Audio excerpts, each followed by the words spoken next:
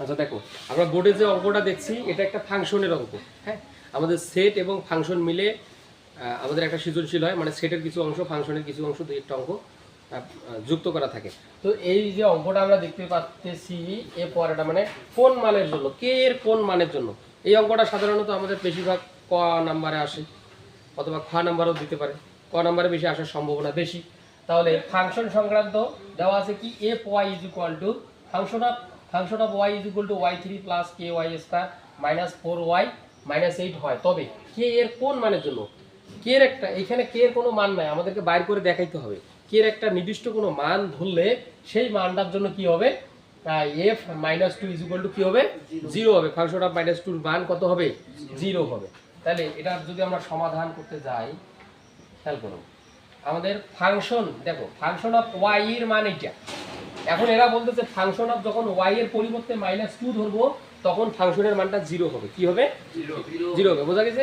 আমাদের function of Y এর মান যদি এইটা হয়, আমরা ওয়াই এর পরিবর্তে মাইনাস টু ধরবো, তাহলে আমাদের দেওয়া আছে ফাংশনে এইটা দেওয়া আছে, এটা হচ্ছে প্রশ্ন।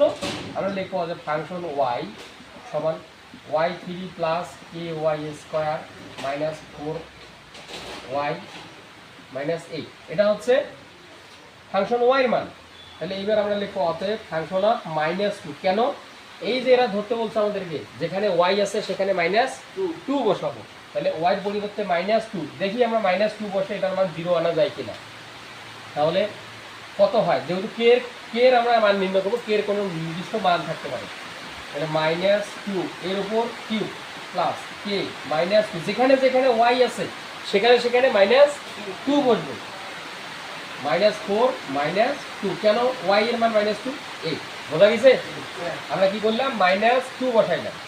এবারে খেয়াল করো, দুইয়ের উপর কিউব মানে তিনটে দুই, একটা দুইটে তিনটে, দুই দুগুলো চার, চার দুগুলো আট, আট বসালাম। কিন্তু তোমাদেরকে আমি এর আগেও বলছিলাম মাইনাসের উপর যদি বেজোড়া পাওয়ার থাকে তাহলে সর্বদাই সামনে কি থাকে, আর যদি প্লাস পাওয়ার থাকে প্লাস হবে। ক্লিয়ার?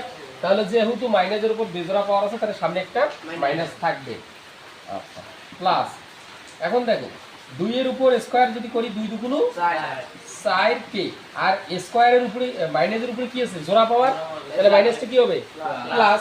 চিহ্নের কোনো পরিবর্তন ঘটবে না। এবার দেখো এই দুটো গুণ অবস্থা আছে, মাইনাসে মাইনাসে প্লাস, চার দুগুলো আট মাইনাস এইট। এখন দেখো আমরা এখানে যোগ আর বিয়োগের কাজ করবো, আগে যোগগুলো যোগ করবো তারপরে বিয়োগগুলো বিয়োগ করবো। তাইলে খেয়াল করো মাইনাস, এটা এই চিহ্নটা এটা হচ্ছে মাইনাস এইট, এটাও মাইনাস এইট, এটি কিন্তু যোগই, তাই না?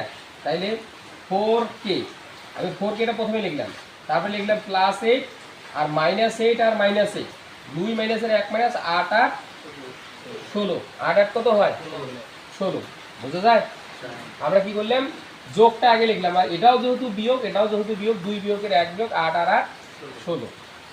ফোর কে 16 থেকে 8 বাদ দিলে মাইনাস 8। কেন মাইনাস 8, কারণ 16টা বড়, মাইনাস 16 থেকে যোগ 8 বাদ, তাহলে মাইনাস 8 থাকে, তাই না?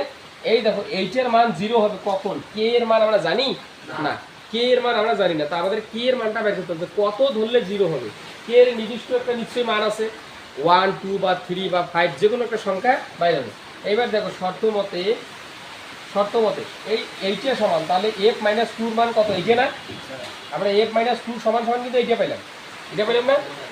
আবার দেখো এরা বলছে f মাইনাস টুর মান কত হবে, জিরো।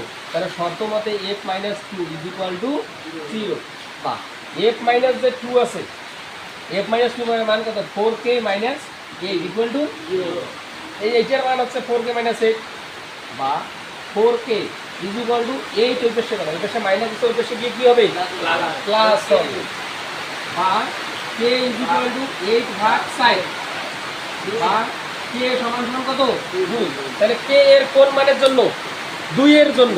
তাহলে কি অ্যান্সার হবে এটাই, যে কে এর কোন মানের জন্য এটা 0 হবে, কে এর মান 2 হলে এই ফাংশনটা 0 হবে।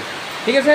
আমরা যদি এখন ওয়াই এর মান বসাই, সবগুলোতে কে এর মান বসাই, এইখানে যদি 2 বসাও, দেখো 2 বসাও তো, 2 বসাইলে 4 কিন্তু 2 মাইনাস 8, 4 দুগুলো 8 মাইনাস 8 কত হচ্ছে, 0 হচ্ছে না? তাহলে কে এর মান 2 হলে ফাংশনটা কি হয়, 0। এটাই অ্যান্সার।